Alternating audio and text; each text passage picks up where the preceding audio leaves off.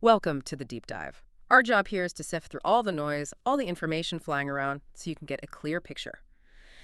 Today, we're going deep into this really rapidly escalating conflict between Israel and Iran. And the big question, the one hanging over everything, is how close the U.S. might be to getting directly involved. That's our focus, using recent CBS News reporting. We want to understand what it could mean for you. It's definitely a critical moment, very high stakes. And as of today, Wednesday, June 18th, 2025, we're looking at day 6 of this current phase of the conflict. So yeah, our aim is to give you a detailed, impartial look, just laying out the facts as reported, the different angles, and what might be coming down the line. It's incredibly volatile. Okay, let's unpack this then. To really get a handle on where we are now, maybe walk us through what's happened on the ground, the past few days, the strikes, the counterstrikes. Right. Well, Israel's operations have been pretty significant. Overnight, we saw reports of more than 50 fighter jets deployed. This happened in 3 distinct waves of strikes. 50 jets, wow. And the target? The specific target mentioned was a centrifuge production site, the kind used to enhance uranium enrichment. And the UN's nuclear watchdog, the IAEA, they actually confirmed that 2 specific centrifuge production facilities got hit. Okay, which ones? The Tessakaraj Workshop and the Tehran Research Center. And, what's really important here is context. Both of these sites, they were actually under IAEA monitoring before. Before, as part of the... Exactly, as part of the JCPOA, the Iran nuclear deal. The one President Trump pulled the U.S. out of during his first term, basically dismantled that international oversight, which you could argue might have, well, maybe emboldened Iran's nuclear path and definitely raised the stakes for strikes like these. So Israel hits these nuclear-related sites, and Iran's response, how did they retaliate? Iran didn't wait long. They launched another wave of missiles at Israel. This was carried out by their Islamic Revolutionary Guard. You had sirens going off across Israel, warnings. Most missiles were intercepted, thankfully. Mostly, but not all. Not all, no. Explosions were still seen. Skies over Tel Aviv, Jerusalem, even the occupied West Bank. And this is where it gets really heavy, beyond the military back and forth, the human cost. What's that looking like? What are we hearing about the impact on ordinary people? Yeah, the human toll is it's climbing fast. Yeah. And it's grim. Iranian authorities, their last report over the weekend, mentioned over 220 people killed. Okay, over 220. But there's another figure. The U.S.-based human rights activists in Iran group, they use a network of contacts on the ground. By Tuesday, they documented at least 452 deaths in Iran. Wait, 452? That's more than double the official figure. It is a huge difference, and their breakdown included 109 confirmed military personnel, 224 civilians, and about 119 they couldn't immediately identify. That kind of discrepancy, 220 versus 452, how do we even process that? What does that tell us about getting information out of there right now? Well, it shows how incredibly difficult it is, right? Getting clear info in a conflict. You've got state media versus these independent networks. Groups like human rights activists in Iran, they often get, more ground-level details through their contacts. Sometimes harder to verify everything instantly, but it's closer to the source.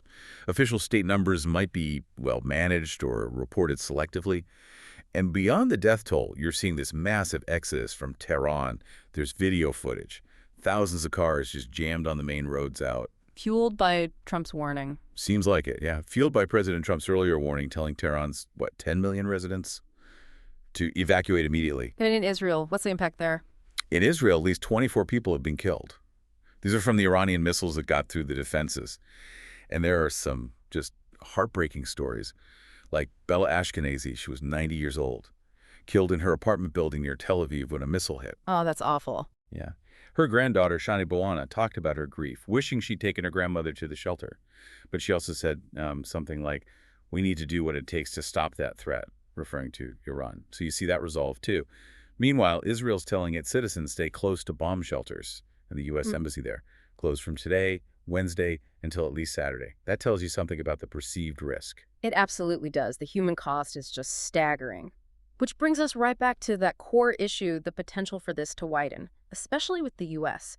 The headline today, Wednesday, June 18th, is Iran's warning, a stark warning about all-out war if the U.S. jumps in directly. What exactly are Iranian officials saying? What's the message to Washington? Oh, they've been very, very clear, leaving little room for doubt. The Iranian Foreign Ministry spokesman, Ismail Bakai, he told Al Jazeera English today, Wednesday, that any American intervention would be a recipe for an all-out war in the region, Mm. with very, very bad consequences for the whole international community. He also interestingly said he didn't think the Trump administration could really dictate terms to Israel. Interesting nuance. Anyone else? Yes. Ali Bahraini, Iran's ambassador in Geneva, he warned Tehran would respond strongly to Israeli aggression and, crucially, would do the same against the U.S. if American forces joined in. And then you have the supreme leader himself, Ayatollah Khamenei. In a statement on state TV, he said the U.S. should know that any military intervention will undoubtedly result in irreparable damage. He added Iran will never surrender and doesn't answer well to the language of threats. He also called Israel's actions a huge mistake that they would be punished for. Very strong language indeed. Irreparable damage. Never surrender. How does that stack up against what we're hearing from the U.S., from President Trump specifically? Is the tone similar, or is he trying to cool things down? Cooling things down? No, not really. The rhetoric from President Trump has been just as forceful, maybe even more so. On Tuesday, he issued this really stern warning, demanding unconditional surrender from Iran's leaders. Unconditional surrender. Wow. Yeah, and he directly threatened Ayatollah Khamenei, said the U.S. knew his location but wouldn't kill him yet, adding, "Our patience is wearing thin." That's chilling. It is. And of course, Khamenei, in his address today, called Trump's ultimatum unacceptable. So you have this direct, very public, very harsh rhetorical clash between the two leaders. Okay, so Iran warns the U.S. stay out or face all-out war. Trump tells Iran surrender unconditionally or else. The administration says the U.S. military isn't directly involved right now. But is that really the whole story? Are there, whispers or signs that direct U.S. action is actually being considered behind closed doors? That's the million-dollar question, isn't it? And where things get murky, the official line is no direct U.S. military part in these specific current attacks. However, CBS News reported on Tuesday, citing 5 sources familiar with the discussions, that President Trump is now considering joining the strikes. Joining the strikes directly? Yes, including potentially hitting Iran's Fordo nuclear enrichment facility. That's the one buried deep under a mountain. Right, Fordo. And the thinking is Israel might need U.S. help for a target like that. That's part of the calculus, yes. It's thought Israel might need specific U.S. capabilities, maybe certain types of aircraft or bunker-busting bombs, to effectively hit a hardened target like Fordo. But wait, you said earlier Israel felt it could proceed alone. Is there a contradiction there? Well, it seems like there might be different views or maybe just different pieces of information floating around. 2 other sources told CBS News today, Wednesday, that Israel has not actually requested U.S. military assistance, and that Israel does feel it can handle things on its own. So according to these sources, the decision really rests solely with President Trump and his team. So Israel might not even be asking for help, but Trump is considering giving it anyway, potentially. That seems to be the implication, yes.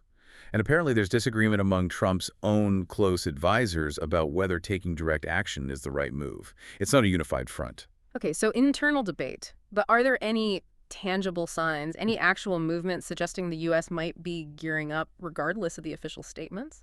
There are. And this is significant. The U.S. military has been moving additional warplanes from their bases in the States over to Europe. BBC News did an analysis looking at flight tracking data. They verified at least 30 American military aircraft flying from the U.S. to Europe in just the last 3 days. 30 planes? What kind? Fighters? Bombers? Interestingly, no. All the ones they identified were tanker aircraft. KC-135 Stratotankers, refueling planes. 7 of them stopped at U.S. bases in Spain, Scotland, and England. Tankers. Why is that significant? Well, Justin Brock, he's a senior analyst at the RUSI think tank in the UK, told the BBC that deploying tankers like this is highly suggestive. Suggestive of what? Suggestive of U.S. military contingency planning. Plans to support intensive combat operations in the Middle East in the coming days. Tankers are crucial for extending the range and loiter time of fighter jets and bombers. Ah, I see. So even if the combat planes aren't moving yet, sending the support infrastructure suggests they're getting ready, just in case. Precisely. It signals a readiness for rapid escalation. So while Washington says we're not involved, these movements, these logistical preparations, paint a picture of, well, being prepared to be involved, potentially quite heavily and quite quickly. The operational readiness might be telling a different story than diplomatic messages. That difference between the talk and the tangible preparations is really striking. Okay, so wrapping this part up, What we're seeing is this incredibly tangled situation. You've got the ongoing military hits back and forth, Israel and Iran. You have this tragic rising human cost. The rhetoric is just sky high, incredibly inflammatory from all sides.